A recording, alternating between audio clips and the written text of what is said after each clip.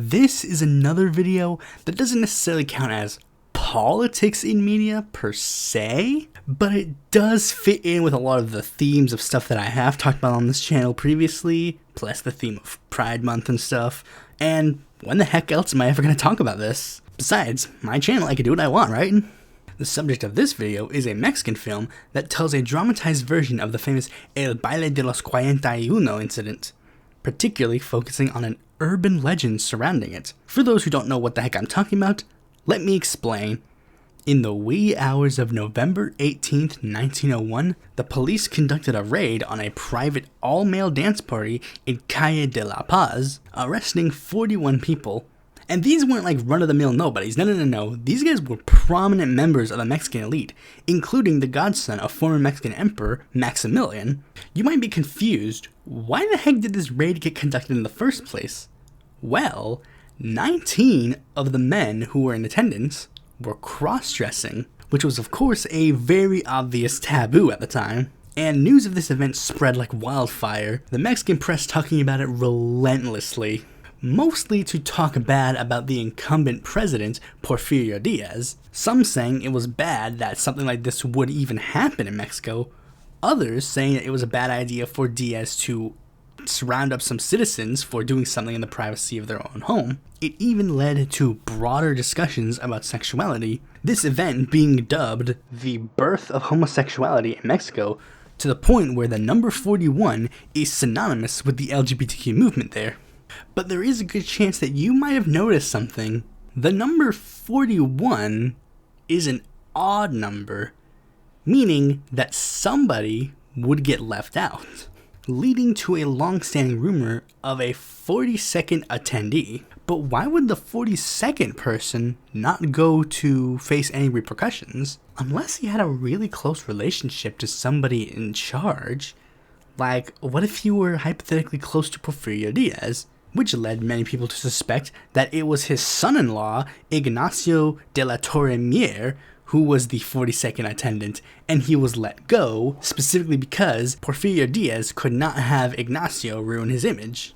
And this movie is based on that rumor, focusing on the lead-up to that infamous day with Alfonso Herrera as Ignacio, who in the beginning gets married to Amanda Diaz, played by Mabel Cadena, in order to get close with the president, played by Fernando Becerril.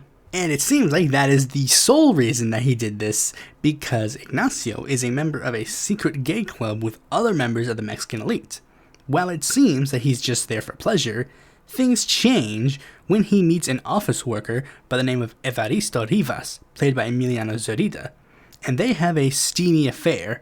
Due to said affair, his marriage falls apart, his political career gets ruined, and, massive spoilers, Evaristo is forcibly conscripted into the military and dies.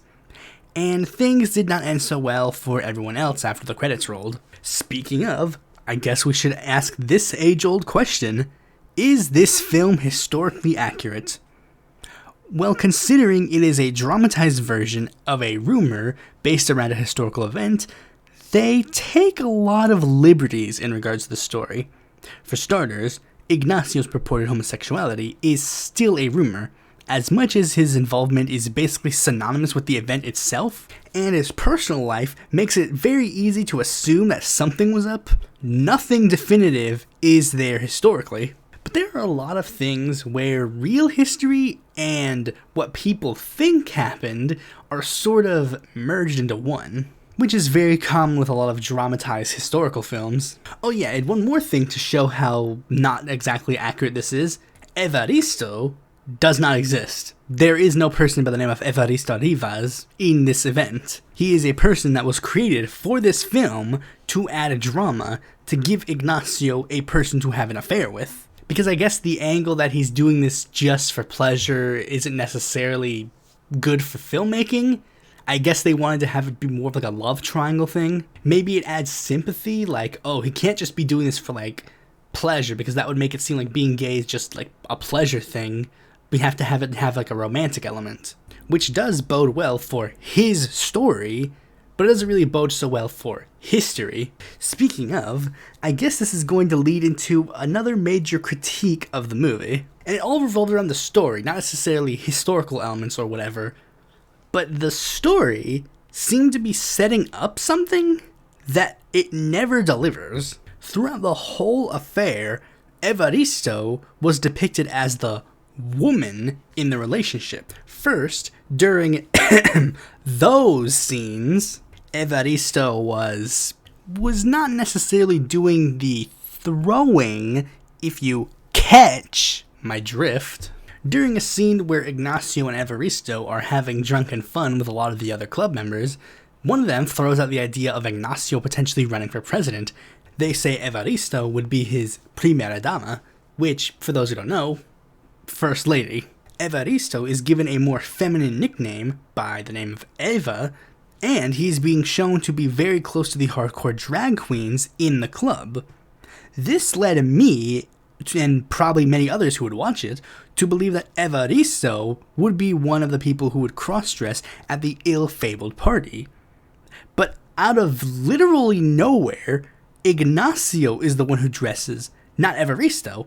Like, I mean, if Ignacio was built up at some point to have been dressing at some point, like, maybe have him be the woman in the relationship, like, build up that, and maybe that's why he has, like, a rocky relationship with, like, his wife, because he doesn't want to be treated as the man of the relationship. He wants to be treated as the woman in the relationship. But they seem to have given all that kind of stuff to Evaristo. I mean, it looks like the only reason why they made it so that Ignacio would dress would be that it would have this powerful image of Ignacio being taken away while in a dress, and then him coming home defeated in that dress. Like, that is why they had him dress, not because it's actually built up in the story, when it very much could have been. It just left me a little confused. Not to say that Ignacio couldn't wear the dress, mind you, but I'm just saying, story-wise, it didn't make sense. Otherwise, this movie is pretty good, and if you're interested in watching a movie like this, then by all means, check it out. Just be mindful of one thing. This isn't a movie that you go to see with your parents, and keep that in mind before you decide to watch it. Thanks for watching this video. Be sure to like, comment, share, subscribe, and click the bell to notify when a future video of mine comes out. And if you need some more content from me, you can go to my website, follow my Twitter, join my Discord, or consider supporting me on Patreon.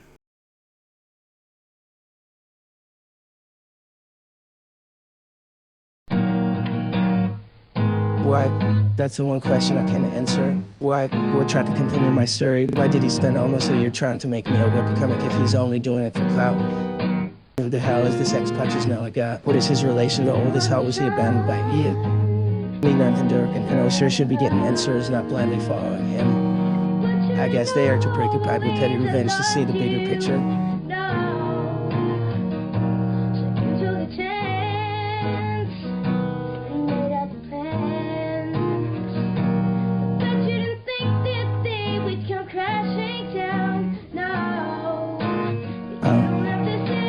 This is up to me again. First show we made is going to probably save his ass. How this two aren't stupid enough to stand in my way. First things first, we'll find out who the heck X is.